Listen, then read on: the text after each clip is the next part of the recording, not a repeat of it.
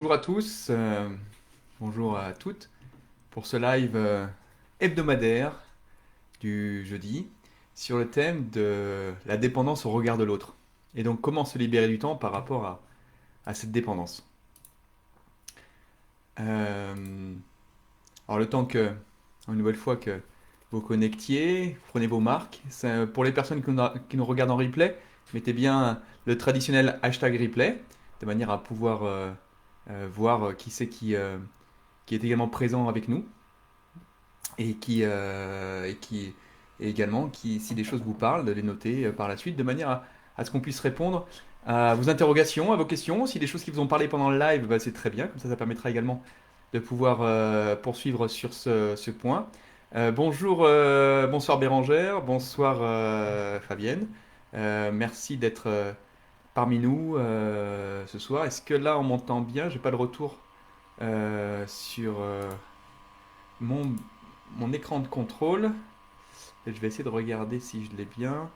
Mais a priori, vous devez bien me,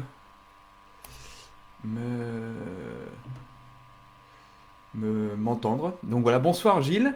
Voilà, tout est ok. Bonsoir Olivier. Alors on va pouvoir commencer parce que le thème d'aujourd'hui est assez chargé. Déjà, quand j'ai préparé ce live, je vous avais dit il y a 5 clés pour se libérer du regard de l'autre. Et finalement, quand j'ai commencé à faire la liste, je suis arrivé à 35 clés. Donc imaginez, c'est pas un live, c'est 10 lives, c'est 15 lives peut-être qu'il faudrait faire, du moins que j'aurais besoin de faire plutôt, pour pouvoir répondre à l'ensemble de ces points. Donc je vais vous donner quelques clés et puis également vous donner les principaux points qu'on ne voit pas forcément par ailleurs, de manière à déjà vous interroger, voir si c'est les points qui vous parlent, et puis également répondre aux questions que vous avez. Alors, il y a également Fanny, bonsoir Laure, bonsoir Angélique. Ah, il y a un bruit de fond, mais c'est ok, me dit Olivier. Alors, je rapproche le micro, peut-être que c'est ça. Katia, bonsoir. Voilà, ben, même du Québec, on est avec nous. Bonsoir Abdelhakim. Merci d'être présent parmi nous. Alors, je voulais juste reprendre déjà par rapport au thème de la semaine, aux différents points. Il y a eu un sondage qui est apparu dimanche où je vous ai demandé quel est votre niveau d'autonomie aujourd'hui. Alors, c'est intéressant, il y a eu 18 personnes qui m'ont dit bah, je sais travailler seul et avec les autres. Parfait. D'autres qui ont besoin de découvrir par eux-mêmes d'abord. Certains qui préfèrent travailler à leur rythme, et puis certains qui ont besoin d'être guidés par rapport à ce niveau d'autonomie. On y reviendra, c'est un point important, qui n'est pas forcément abordé, ce point sur l'autonomie, et qui permet de comprendre énormément dans des relations. Il y a beaucoup de choses déjà que je vous ai mentionnées, notamment le fameux triangle de Karpman au mois de décembre, et puis d'autres points que je vous mentionnerai, mais ce point sur l'autonomie est important. Et puis également, il y a eu une publication sur l'impact du fait d'être dépendant de l'autre par rapport à votre gestion du temps. Alors c'est intéressant parce que on a les réponses, c'est ça accroît la charge mentale, ça empêche d'avancer, ça bouffe ta vie. C'est le bordel, même me disait une personne, Olivier, dans un commentaire. Une cage, me disait Gilles. Donc c'est intéressant tout ce qui peut se passer derrière. Et finalement, ce thème, qui était un thème parmi tant d'autres, est devenu un thème extrêmement important, qui a soulevé beaucoup de choses. Et ça stresse, me dit Marie-France. C'est source de tension bien inutile pour Bérangère. Un boulet au pied, disait même Katia. Bref, et puis après, différentes choses des uns et des autres. Ce qui était intéressant également, c'est qu'il y a une question qui était sur le fait de, à force de s'occuper de ce que pensent les autres, on finit par s'oublier soi-même. Et je reviendrai sur une remarque de Cécilia qui disait, voilà, c'est très stressant de sentir le regard et le jugement des autres. On viendra sur ce point du jugement des autres et la manière de l'aborder.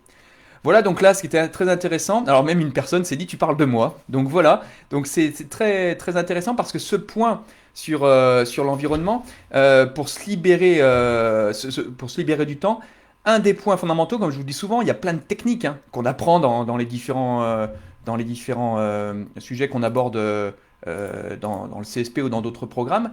Il y a des techniques, il y a beaucoup de choses qui est sur la motivation, c'est ce qu'on veut changer, mais un des points importants, c'est cette fameuse emprise de l'environnement.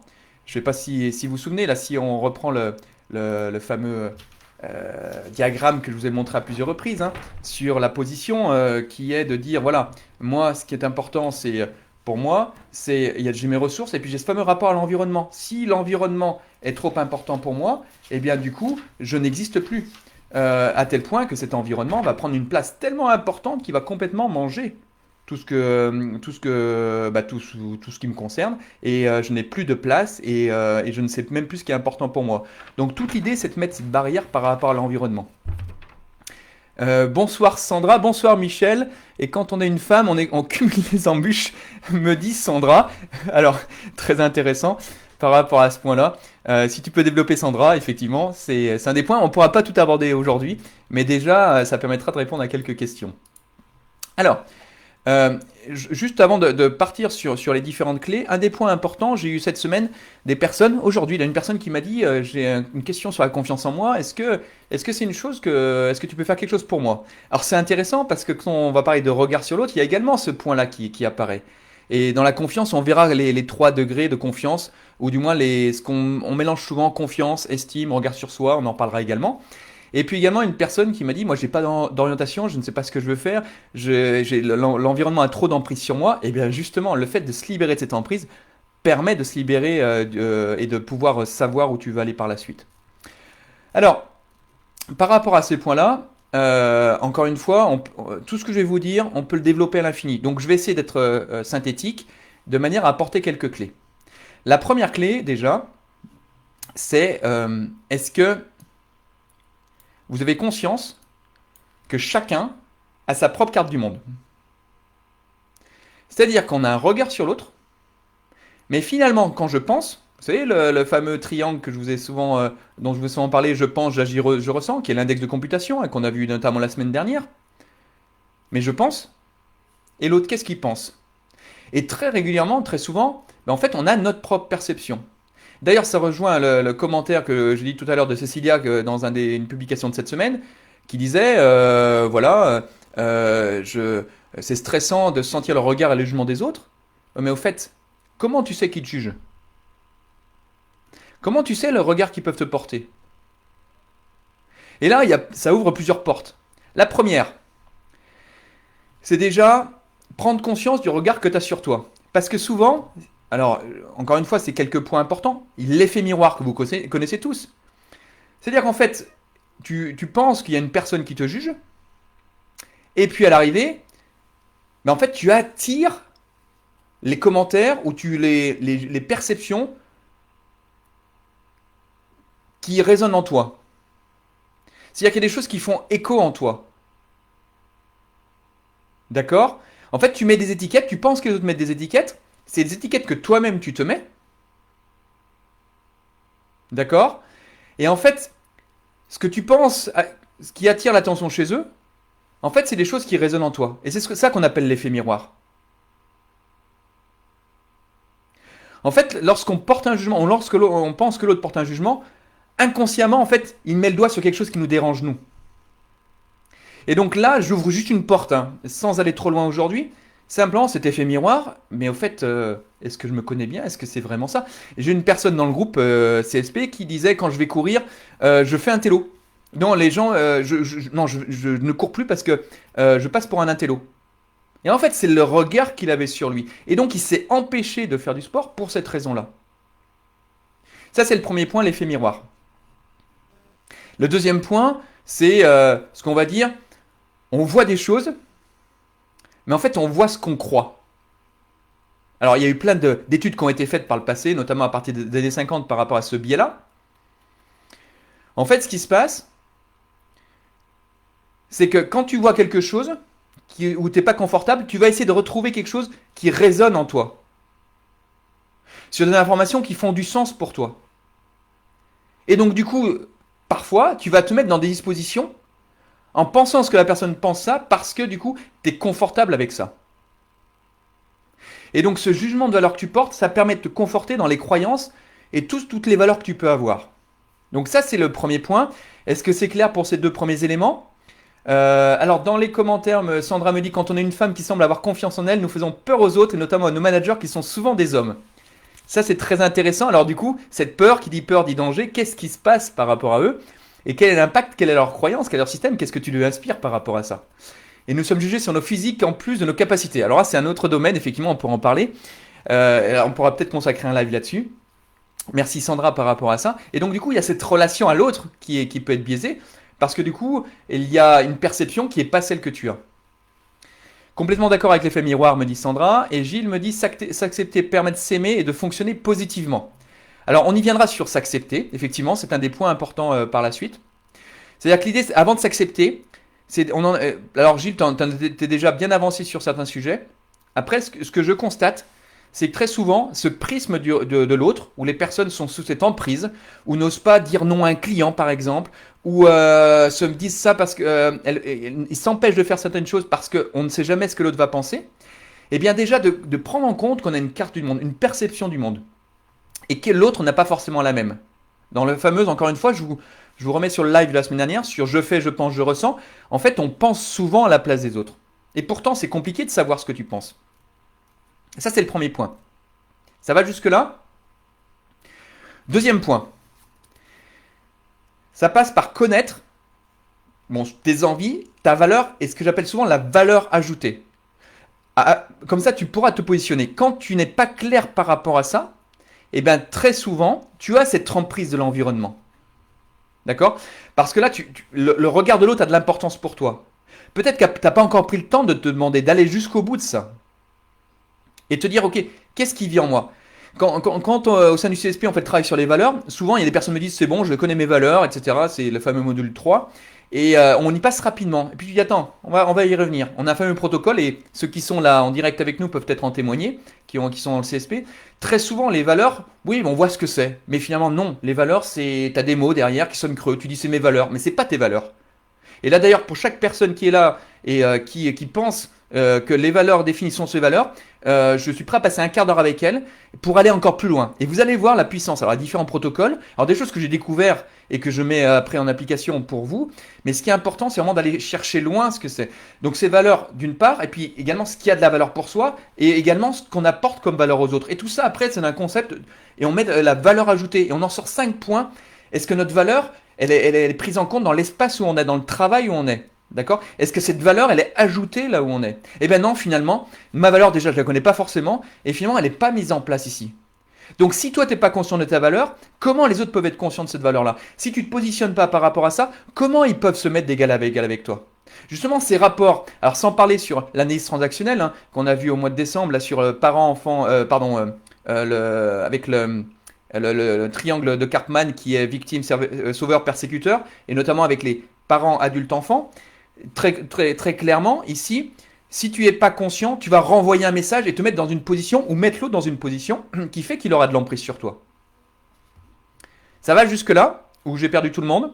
Est-ce que ça vous parle ce que je suis en train de dire au niveau de ce deuxième point? Sur cette envie, sur cette valeur. Donc ça, c'est le deuxième point.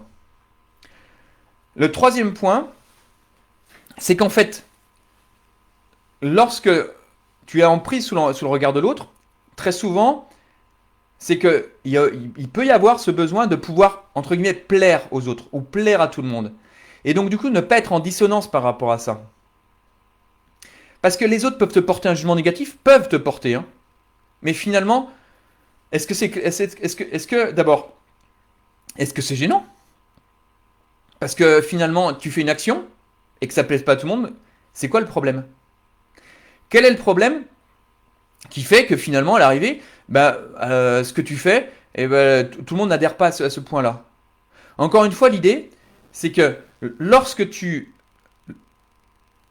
acceptes te dire, ok, je fais quelque chose, ça ne plaît pas forcément à tout le monde parce que je me suis positionné, et bien du coup, la relation à l'autre se simplifie. L'autre a moins d'impact sur toi. Si dans un travail, par exemple, tu remets ton travail et tu te fais manger par les autres parce que tu essayes d'avoir l'accord, tu essayes de faire un consensus, tu essayes, etc., à l'arrivée, tu t'appuies beaucoup sur ce que dit l'autre parce que tu n'es pas forcément sûr et convaincu de ce que tu es en train de faire. Et à l'arrivée, en fait, en essayant de faire en sorte de plaire à tout le monde, à l'arrivée, l'autre a un impact tellement sur toi que ton action est bloquée. Ou même, tu vas perdre du temps. En plus, si tu as le souci tu as le perfectionnisme en toi, tu vas perdre ce temps. Est-ce que ça va par rapport à ça? Et donc là, pour aller plus loin, pour faire une petite parenthèse sur la confiance en soi, c'est-à-dire que cette confiance, alors encore une fois, la confiance, je redécris pour être très clair pour chacun, il y a l'estime de soi qui est une chose, qui se décompose en 3 choses. La confiance en soi, qui est d'abord qui peut se voir par la manière de mettre des actes les uns après les autres. Et plus tu mets d'actes et plus qui sont positifs et auxquels qui aboutissent, plus tu reprends confiance en toi. Voilà schématiquement. Là, c'est le premier point. Le deuxième point, c'est le regard sur soi. Mais quel regard j'ai sur moi? Et le troisième point, c'est l'amour de soi. Souvent, ce qui se passe, c'est ce deuxième point de regard sur soi qui pose question. Parce que quel regard j'ai sur moi? Donc, on peut se conférer à ce que j'ai dit juste avant, mais également par rapport à ça, le fait d'accepter de ne pas plaire à tout le monde, c'est peut-être dire, ok, j'ai ce regard-là, je me positionne par rapport à ça, ça plaît pas forcément, ok, je sais où j'en suis, je suis d'adulte à adulte et j'avance quand même. Et donc du coup, si c'est pas parfait, c'est pas grave. Ça va jusque-là? Alors, Gilles me dit tout va bien sur Envie Valeur. Voilà. Je suis passé un peu rapidement encore une fois parce qu'on a peu de temps. Là, rien que sur ce thème de Envie Valeur, je peux faire un live, même des conférences d'1 heure ou 2 heures, hein. Simplement, si vous voulez que j'approfondisse tel ou tel point, n'hésitez pas à le mettre en commentaire de manière à aller un peu plus loin là-dessus. Connais-toi toi-même pour appréhender l'autre. Effectivement, Abdelhakim. Et là, on en vient tout simplement sur le connais-toi toi-même, sur le fameux fonctionnement. Si tu sais pas comment tu fonctionnes, comment les autres peuvent le savoir? Si tu dis pas aux autres que tu es gaucher, comment les autres peuvent le savoir? Parce que si tu joues au sport, tu fais un sport, on va t'envoyer le ballon sur le sur le pied droit, ou si tu fais un sport de main, on va t'envoyer sur la main droite, mais finalement ils vont dire mais qu'est-ce qui se passe là? Et l'idée c'est, si tu sais que tu es gaucher, ben dis-le que tu es gaucher. Et d'un seul coup, les autres vont comprendre son fonctionnement, ils vont même pas se faire d'idées sur ce que tu fais. Et là, la relation à l'autre est complètement simplifiée parce que tu expliques ton fonctionnement. Quand tu l'expliques à l'autre, ça va tout seul. Alors souvent, le fonctionnement, c'est un peu compliqué. C'est un peu compliqué parce qu'on dit oui, je sais comment je fonctionne. Ok, et quand je demande aux personnes comment tu fonctionnes, donne-moi 3 choses à faire avec toi ou à pas faire. Eh bien, c'est très compliqué. Alors bien sûr, on en revient sur d'autres lives, et ça c'est un live très spécifique sur le fonctionnement, notamment avec les outils que j'ai présentés par le passé, qui permettent de savoir comment tu fonctionnes, ce qu'il faut faire, pas faire avec toi, tes forces, etc., de manière à pouvoir le présenter à l'autre. Mais imagine, lorsque l'autre sait comment tu fonctionnes, mais il va pas se poser de questions. Lorsque tu subis quelqu'un, par exemple, dans une relation, tu subis et tu te dis, voilà, ben, c'est une personne, il me demande toujours, il m'a demandé un truc à 9 heures, il me le demande à 10 heures, il me le demande à 11 heures. Si lui, il sait qu'il y a un type de fonctionnement et que c'est son fonctionnement parce qu'il a besoin de son délai et que tu ne donnes pas son délai, et lui, il va te harceler, mais lui, il ne le perçoit même pas comme un harcèlement.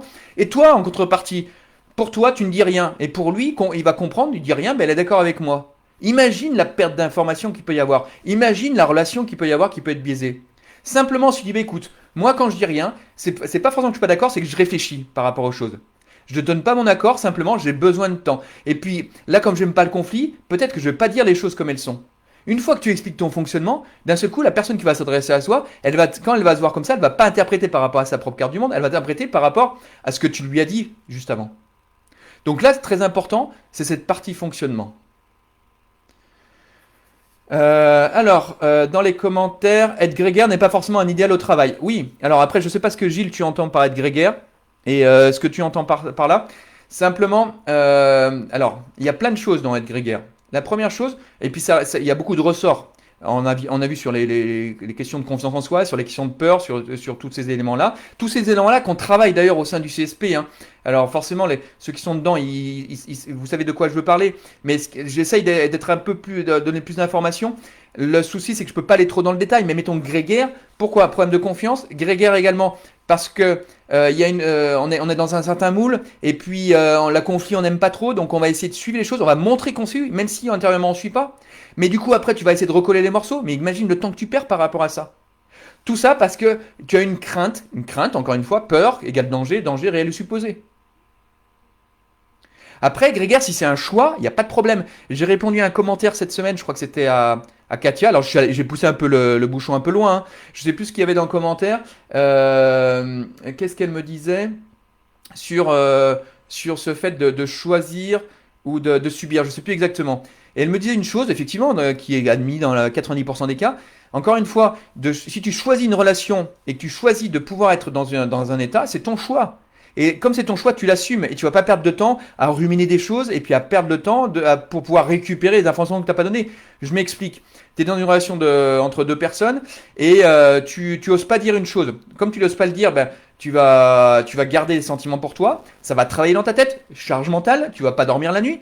Alors que si tu dis, ok, c'est bon, je suis dans cette situation, j'ai conscience que cette personne a de l'impact sur moi, alors pas de la manipulation, je l'accepte, je choisis, c'est un choix, peu importe, parce que je suis bien dans ce travail, il m'apporte pas toute satisfaction, mais il me plaît finalement, ben je l'accepte. Donc du coup, une fois que tu l'acceptes, la situation arrive. Par exemple, la personne va te demander quelque chose, et tu vas peut-être pas lui répondre de manière naturelle, mais tu vas lui répondre dans son sens. Là, tu as accepté, et après, derrière, une fois que tu as répondu, tu as accepté que la réponse était donnée, parfait, tu n'y penses plus après par la suite. Ça va jusque-là. Si en fonction des attentes des autres est un choix. Ah ben c'était Katia, oui. Si en fonction des attentes des autres est un choix ou si on le subit. Oui, voilà, exactement. Parce qu'effectivement, vivre en fonction des attentes des autres, on est toujours dans ce relais, dans l'attente de quelque chose. Et si on le subit, c'est-à-dire qu'en fait, on n'est pas soi-même et on ne s'impose pas par rapport à ça. Mais par contre, il peut y avoir des personnes que j'ai rencontrées, que c'est leur choix. Elles sont bien avec ça. Et alors, c'est quelques-unes. Peut-être que de l'extérieur, on dit, mais non, c'est pas comme ça, c'est pas comme ça. Peu importe. C'est sa carte. Elle a choisi. Elle a un bien-être. C'est-à-dire qu'une fois qu'elle a vécu dans une attente particulière, c'est sa manière de fonctionner. Ça lui prend pas plus la tête que ça. Et bien derrière, après, elle fonctionne de cette manière-là. Peut-être qu'elle n'est pas à sa place, c'est elle qui s'en rendra compte. Mais ce qui est intéressant de voir, c'est qu'effectivement, par principe, vivre en fonction des autres n'est pas quelque chose qui permet d'être équilibré, a priori. Après, dans certains cas, ben, ça peut être un choix. C'est pour ça que je suis allé un petit peu loin là-dessus, et en cherchant un peu en poussant le bouchon un peu loin. Mais c'est intéressant de cette notion de choisir et de subir. Gilles qui nous dit j'entends le fait de dissocier l'objectif à atteindre et l'obligation de suivre pour plaire. Ah oui, alors ça aussi c'est un des points. On peut partir sur ce terrain-là. Quelle heure il est? 20h22. Alors, vous avez un objectif à atteindre. On est d'accord? Parce que maintenant que vous êtes performant organisé, vous avez toujours compris, vous avez tout compris par rapport à ça. Sans objectif, ça, on n'avance pas. Donc chaque fois que vous faites quelque chose, il y a un objectif. Bon, ça c'est fait. Donc l'objectif, bien sûr, smart, spécifique, mesurable, atteignable, réalise dans le temps, et puis réalise, pardon, et limité dans le temps. Maintenant, ce qui est intéressant, c'est que l'objectif à atteindre, ça c'est le vôtre.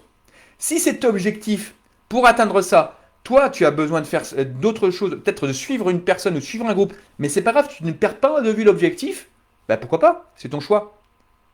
Si les autres t'empêchent de suivre l'objectif, par exemple, tu as ton enfant à récupérer à 17h, et tu es avec un client, ou tu es avec une personne, et puis du coup, tu n'arrives pas à dire non à sortir de la discussion, et ben ton objectif, c'est d'aller chercher ton fils à 17h.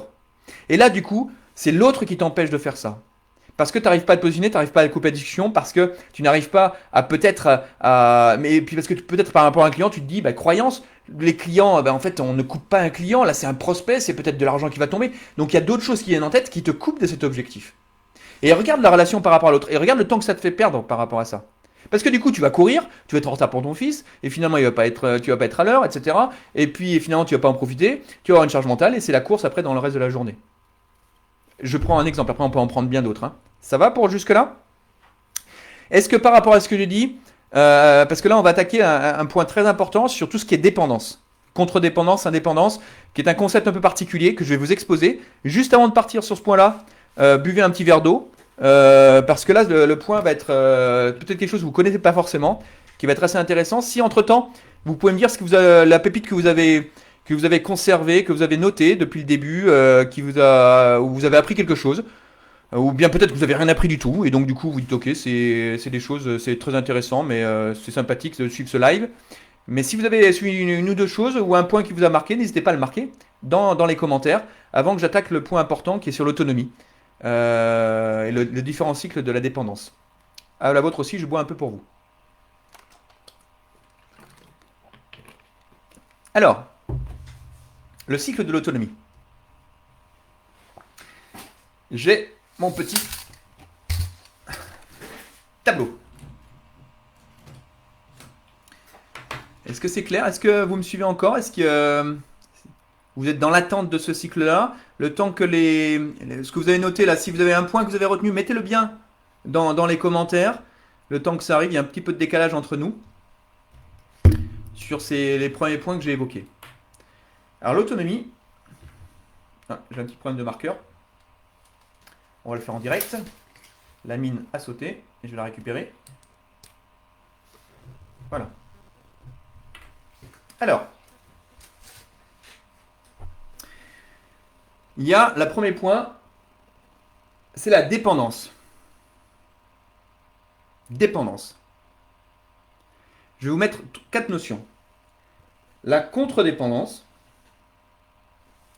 Je ne sais pas si vous me voyez bien. Là, ici, vous me voyez aussi, je vois dans l'écran, ça c'est bon, on va faire comme ça. L'interdépendance.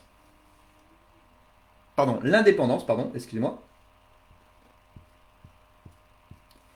Et puis après, il y a l'interdépendance. Ce que je vais vous expliquer, souvent vous avez au bureau, chez vous, avec vos enfants. Oui, il y a quelque chose qui se passe. Cette personne, je comprends pas là. Il avance pas. Je dois faire le travail à sa place.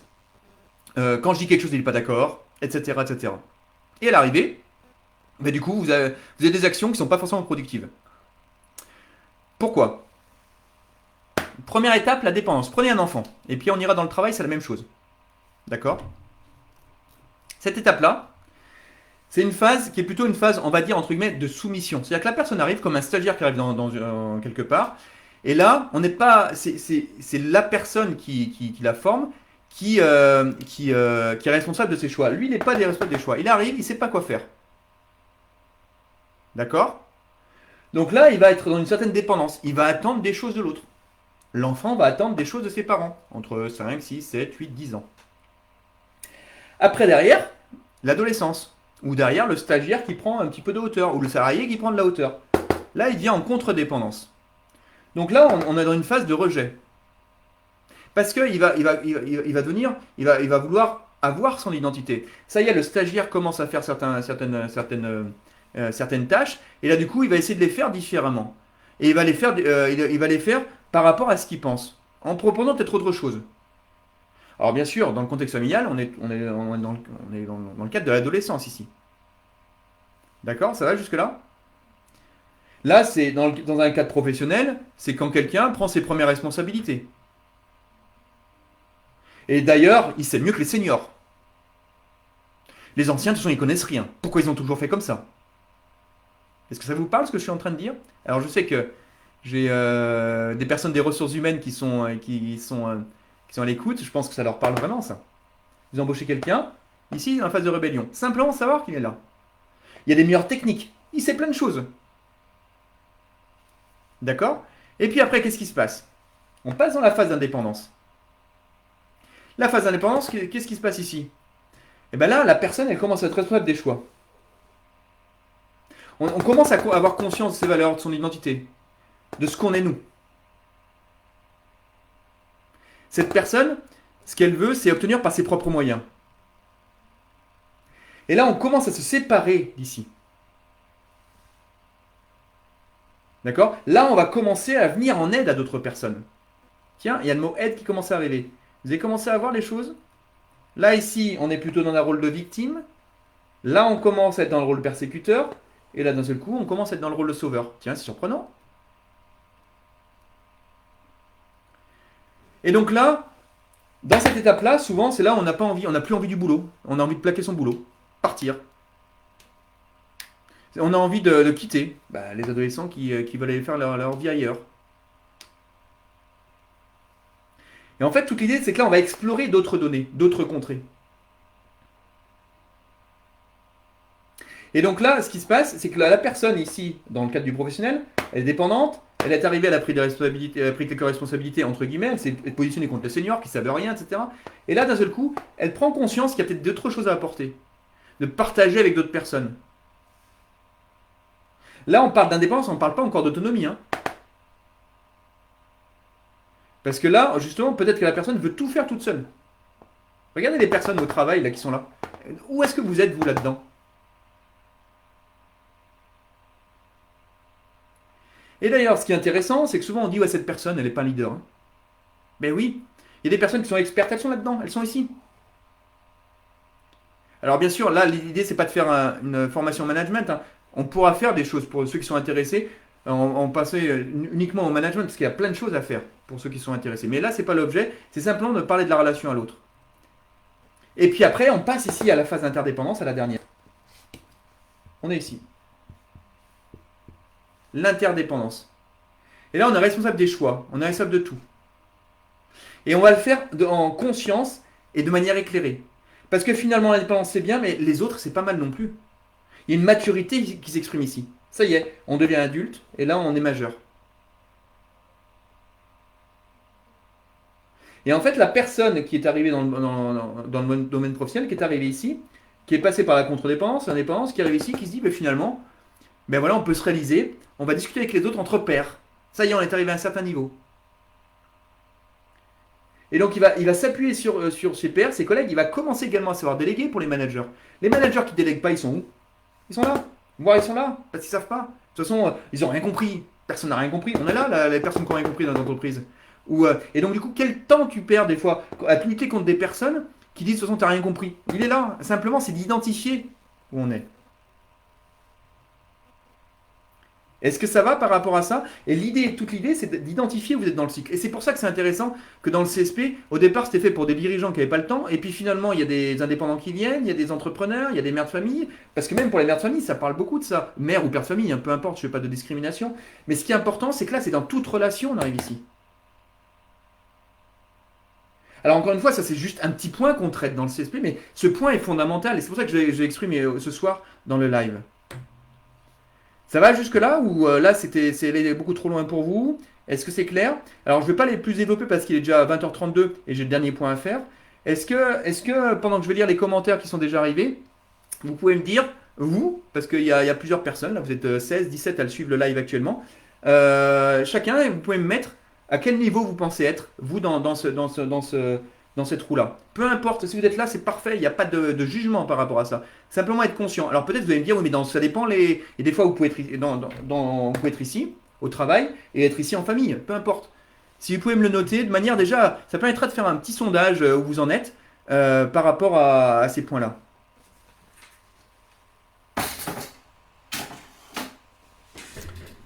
Alors, pendant que vous me répondez, je vais regarder les différents commentaires. Tac, tac, tac. Alors, Adelaki me dit. Non, alors j'ai loupé quelque chose. Alors, tac, tac, tac. Être soi-même, même sans avoir peur de. Alors, j'ai. Non. Bérangère qui me dit s'accepter pour être accepté, ça facilite les choses. Ah oui, c'est la première chose. Alors, une fois qu'on a dit ça, ben en fait, on n'a rien dit. Mais c'est parce que on a dit parce que c'est intéressant d'en prendre conscience. Maintenant, comment on fait pour s'accepter? Donc on passe par tout ce phénomène, connaître son fonctionnement, connaître ses valeurs ajoutées. Et après derrière, il y a une personne qui est dans le CSP qui on a fait le fonctionnement et elle s'imaginait différemment ou elle se construit différemment. Et ce qui se passe, c'est elle a du mal à accepter telle qu'elle était. C'est-à-dire que l'idée, c'est pas de mettre des étiquettes, hein, loin de là. Simplement, c'est de comprendre son fonctionnement, par exemple. Et une fois qu'on a accepté, après, on passe par la fameuse la courbe du changement, hein, que vous connaissez tous. Hein. On passe par le déni, après la colère, après le marchandage, etc. Et puis les peurs, et avant de passer par la tristesse et d'abandonner ça. Alors après, ça fait peur, peut-être, de se dire on fonctionne différemment. Mais déjà d'accepter ça, ça super Bérangère, c'est un super point pour ce que tu as mis. Et d'ailleurs, je vois qu'il y a plusieurs likes dessus. Léonie qui dit être soi-même sans avoir peur de paraître bizarre. Peur, toujours pareil. C'est le regard des autres. Ça revient un peu à la remarque que j'ai fait pour Cécilia, mais merci Cécilia d'avoir fait ce commentaire. Ça a permis de se dire, mais comment tu peux savoir que les autres te jugent? Donc c'est marrant, comment tu peux savoir que tu parais bizarre? C'est quoi les critères par rapport à ça? Louis qui me dit, le principe de sa valeur ajoutée dépendant de se connaître soi-même. Attends, le principe de sa valeur ajoutée dépendant du se connaître soi-même. Alors, est-ce que je comprends bien ce que tu m'écris? Est-ce que tu peux me réexpliciter ça, Loïc, de manière à ce que je me méprenne pas dans la réponse? Expliquer son fonctionnement, merci Olivier. Notre attitude peut influencer le regard de l'autre sur soi. Oui, ça c'est fondamental. Je vais même plus loin, Fanny. Je vais même très très loin. Je crois fondamentalement, et d'ailleurs on a fait un petit jeu, c'est Yves qui nous avait fait ça dans le groupe. Lorsque tu changes de position, eh ben le système change également autour de toi. Donc tu as complètement raison. Ton attitude, en fait, ton fonctionnement, ton positionnement va influer les autres. Il n'y aura pas de changement majeur où des personnes vont se sentir mal. Non, c'est que pour le mieux. Et d'ailleurs, la première chose, et souvent je vous dis, moi, l'environnement, je ne sais pas travailler dessus. Ceux qui veulent travailler avec moi, je ne sais pas faire. En revanche, vous, je sais faire. Et on va travailler dessus, et c'est très surprenant. Il y a même une personne que j'ai accompagnée qui parlait plus à sa mère depuis 25 ans, et elle m'a dit, c'est bizarre, tu as dû parler à ma mère parce qu'elle a tout changé. Ben non, et au bout de cette séance. Mais non, j'ai pas du tout parlé à ta mère, forcément. Mais elle, son positionnement avait changé à tel point que sa mère avec qui elle ne parlait plus, ou bien que des pics qu'elle lui envoyait depuis 25 ans, et ben en cette séance, ça a été réglé, et sa mère, elle lui a parlé de manière plus naturelle. Simplement, il y avait cette réaction qu'elle devait susciter, qui fait qu'en changeant son positionnement, elle a changé la relation. Est-ce que l'objectif est d'atteindre l'interdépendance? Alors, je veux dire oui, déjà. En fait, l'objectif de l'homme, quand on passe par ces différentes phases, on arrive à cette interdépendance. Ça, c'est le top. Moi, je travaille beaucoup sur la performance d'équipe. Et la performance d'équipe, justement, c'est d'arriver dans cette interdépendance. Imagine, tu sautes en parachute, tu as 10 personnes autour de toi et vous faites une figure. S'il n'y a pas d'interdépendance, comment tu fais? Si tu es dépendant de l'autre, ben, tu n'avances pas. Même dans les chorégraphies qu'on voit à la télé, là, des personnes qui fonctionnent ensemble, là, c'est une interdépendance. Si on est dépendant, ben, on a un temps de retard. Si on est contre-dépendant, on fait autre chose. Si on est indépendant, ben, on fait ce qu'on veut, puis finalement, on n'est pas dans le groupe. D'où l'idée de l'interdépendance. Tous les systèmes qui fonctionnent, il y a de l'interdépendance. Et c'est pour ça que c'était un point majeur, et je ne l'avais pas encore abordé depuis un an, ça fait quasi un an que le groupe existe. Je ne l'avais pas encore abordé, mais bon, voilà, c'est un des points, une question qui m'a été posée, et j'ai trouvé ça très intéressant de l'aborder. Top, super clair, pas évident, mais y réfléchir, me dit Bérangère, effectivement. Oui, là c'est une première chose. Stéphanie qui me dit j'étais indépendant et UN, je pense interdépendant. Donc merci Stéphanie. Je vais voir l'équipe de mon bureau d'études de façon différente. Oui, Olivier. Mais effectivement, et encore, t'as pas fait le fonctionnement et t'as pas fait le reste, hein. Déjà, ça va être intéressant. Moi, souvent dans la dépendance, car je m'ignore, oui. En fait, on est dans ce statut de victime et finalement, on se crée une dépendance. Mais une fois que, Abdelhakim, une fois que tu seras positionné, tu verras, avec le travail qu'on va commencer ensemble, ça ira tout seul derrière. J'étais indépendant à mon ancien boulot et un responsable était du coup pas possible de se comprendre. CE était contre-dépendant, je pense que tu disais. Donc tu étais indépendant, me dit Stéphanie. Et exactement. Et il était contre-dépendant. Donc en fait, il rejetait tout. Simplement, après, c'est l'aider. Même si c'est ton responsable, il y a des manières de l'aider à passer à l'indépendance, à la contre-dépendance. Parce que derrière, il y a des peurs, il y a plein de choses. Et simplement, de pouvoir. D'abord, il y a beaucoup de choses sur la confiance en soi, sur l'estime. Et puis de pouvoir l'aider. Tout est possible, notamment en termes de management. Quand vous managez des personnes ou que vous êtes en réseau, il y a plein de choses à faire. Il y a plein de trucs que je pourrais vous donner par la suite. Interdépendant, Gilles. Bah voilà, Gilles est déjà dans le nirvana. Il a atteint l'interdépendance. Léonie indépendante. Stéphanie contre-dépendante. Alors oui, ça c'est intéressant. Merci de pouvoir le mentionner. Alors ce qui est intéressant, bon là on n'a pas le temps parce qu'il est déjà 20h38, mais je serais passionné de pouvoir aller plus loin là-dessus. Interdépendance pour Hicham, super. Loïc interdépendant, Bérangère pareil, Olivier indépendant, et se connaître soi-même permet de se jouer sa valeur ajoutée, me dit Loïc. Ah oui, voilà, exactement. Ouais, ça c'est tout à fait le cas. Pour terminer, sur le dernier point, une fois que j'ai évoqué les différents points, il y a une chose hyper importante. Et là, on retourne dans l'action. Comme on a dit, la relation à l'autre, elle est biaisée parce que très souvent, tu veux faire les choses de manière parfaite. Tu veux faire les choses de manière attendue. Ok. Encore une fois, tu veux avoir la médaille. Super. Génial. Tu auras la médaille. Tu seras arrivé à faire les choses de manière parfaite. Tu seras le seul à le savoir. Tu vas te battre sur une médaille. Génial. Tu seras content d'avoir cette médaille. Il n'y aura que toi qui l'auras. Tu as fait les choses de manière parfaite. Super. Génial. Et après? Mais après, bah, c'est le bazar autour de toi. T'arrives pas à avancer, t'as pas de projet, etc., etc. Alors, bien loin de ne pas faire les choses parfaites, hein, je ne sais pas ce que je suis en train de dire. C'est Olivier qui avait révélé une de ses pépites, que je dis souvent, c'est moi je fais les choses bien à 80%, même à 60%. Si l'idée c'est de faire les choses bien, oui, mais 20% de mon énergie pour 80% des résultats. Donc là, également, l'histoire de se dire, ok, maintenant, même si c'est pas parfait, je passe à l'action.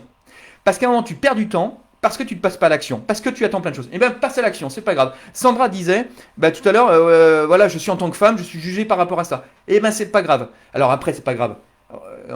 L'idée, c'est d'avancer de manière sécurisée, mais le principal point, c'est de passer à l'action, parce que tu seras reconnu par tes actions, par tes résultats. Tu ne seras pas reconnu par ce que tu penses. Tu seras reconnu par ce que tu fais. Et là, après, derrière, une fois que c'est comme ça, et ben après, les gens pourront te suivre par rapport à ce que tu amènes.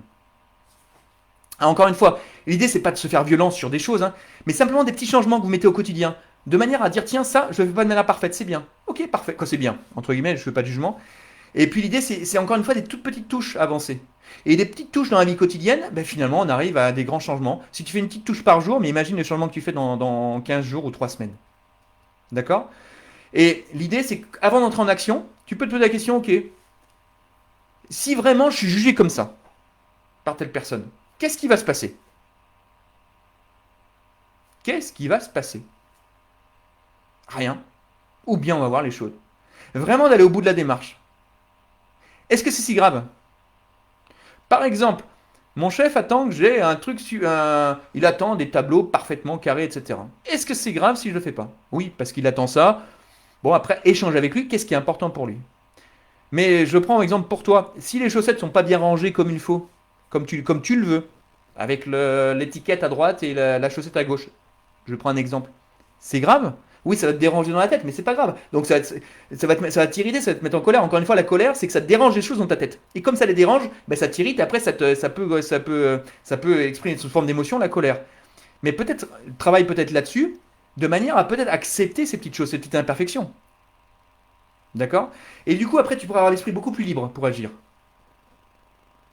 Alors, voilà, pour conclure par rapport à tout ce qu'on s'est dit, il y a d'autres commentaires. Et avant de mettre la conclusion, je vais lire les derniers commentaires. Si vous pouvez, par rapport à tout ce qui s'est dit aujourd'hui, si vous pouvez me dire la chose avec laquelle vous repartez aujourd'hui. Vraiment la chose. Vous dites ça, je repars avec ça. Si vous pouvez le mettre dans les commentaires, le temps que je lise les derniers commentaires et puis que je vous donne la conclusion par rapport à ce live. Sandra, coucou, merci Sandra d'être passée.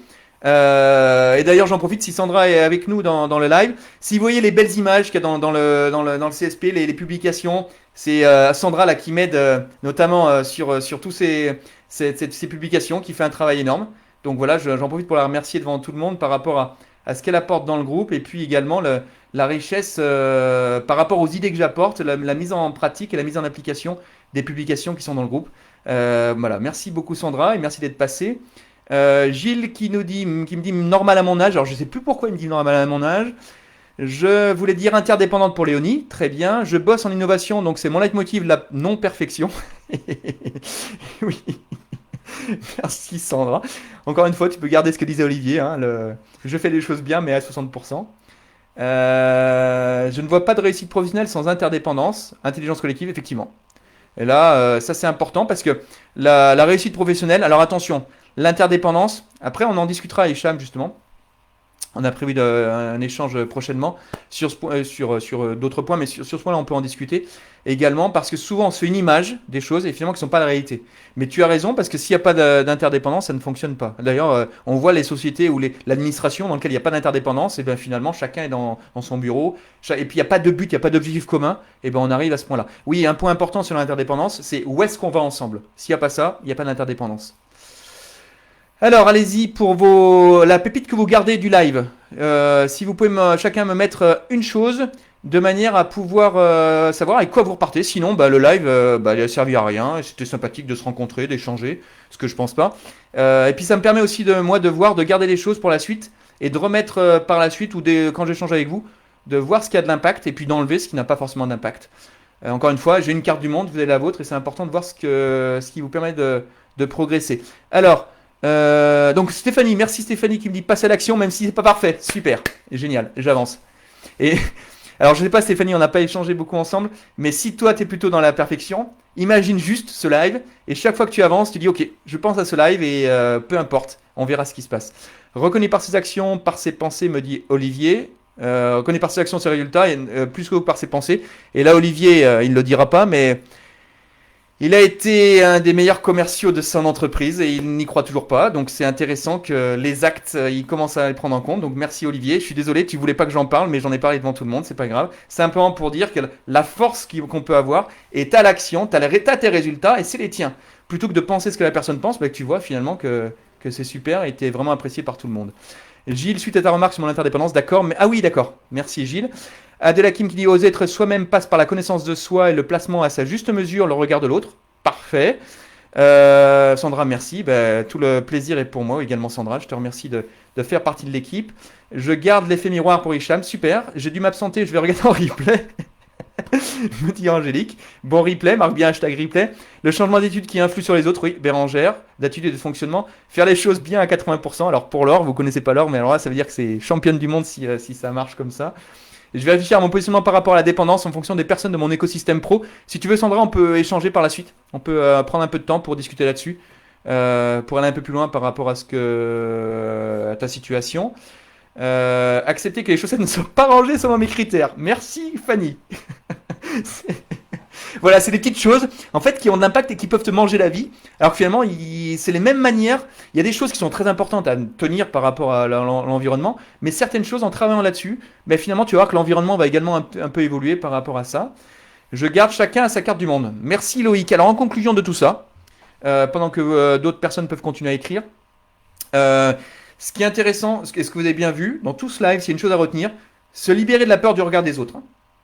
Ça passe d'abord par un changement du regard sur soi. Ça, vous l'avez bien compris. Mais pour ça, c'est important de passer à l'action. Donc du coup, maintenant, à vous de jouer. Par où vous allez commencer? Vous savez pas comment? Eh bien, venez, on va en discuter. C'est important d'y aller. C'est important de passer à l'action. Le changement, c'est maintenant. C'est pas seulement des bonnes paroles. Je suis sûr que vous avez fait plein de conférences et vous dites c'est super ce qui est dit, etc. Ok. Maintenant, un, comment je fais pour changer mon regard sur moi? Deux, comment je fais pour passer à l'action? Si vous voulez, on peut échanger ou échanger avec d'autres personnes du groupe de manière à pouvoir avancer. Les performants organisés, on est là pour ça. N'hésitez pas. En tout cas, merci beaucoup à tout le monde. Bérangère qui me dit merci beaucoup et à très vite. Bérangère également, plaisir partagé. Stéphanie, je garde tout ça à l'esprit. La pièce pile face m'a fait gagner du temps. Merci pour ton aide sur le choix. Ben voilà, c'est des petites choses qui en disent beaucoup. Du moins, c'est des petits trucs que je vous transmets. Et si ça peut vous servir, c'est génial. C'est le but du groupe. Il va y avoir un article intéressant pour toi sur le blog. Merci Sandra. Parce qu'effectivement, Sandra, maintenant, je l'annonce également dans le site jean-françois-perchot.fr. On a maintenant un blog. Et donc, c'est Sandra qui anime les articles. Le premier va bientôt sortir sur l'imposteur. C'était un live qu'on a fait précédemment. Et donc, l'idée, c'est de pouvoir prolonger tout ce qui s'est dit et que vous gardiez en mémoire et avoir des éléments par rapport à ce qui s'est dit ici pour pas que ce soit que du vent et que ça s'évapore. Donc, vous allez même retrouver ces éléments sur le blog qui est sur le site jean-françois-perchot.fr. Voilà, écoutez, je vous remercie à tous d'être présents. J'attends toutes vos célébrations vendredi. Parce que la semaine aura été riche. Notez bien vos célébrations, c'est valable pour vous d'abord, pour savoir ce qui est intéressant. Regardez votre semaine, ce que vous avez fait. Et puis également, ça permet de les partager, de l'échanger. Et quand c'est marqué après, il y a l'effet de dopamine qui marche dans votre cerveau. Et après, vous aurez envie de fixer d'autres objectifs pour la semaine prochaine. Donc le lundi, vos objectifs dans la semaine, mettez-les également dans le groupe. Et puis comme ça, on pourra suivre ensemble. En tout cas, merci pour votre participation également sur les publications de cette semaine. C'est super de pouvoir partager comme ça. Et en fait, pour moi, je me nourris de ça pour faire vos lives, pour faire les lives. Alors vos lives, c'est bien un lapsus révélateur. Les lives pour vous. Et merci beaucoup, merci me dit Hicham. J'irai voir, dit Loïc, mais vas-y, avec plaisir. Et puis Loïc, n'oublie pas, on continue à échanger sur l'ensemble des points sur lesquels on a déjà partagé. Merci beaucoup à tous, très bonne soirée et à bientôt. Au revoir.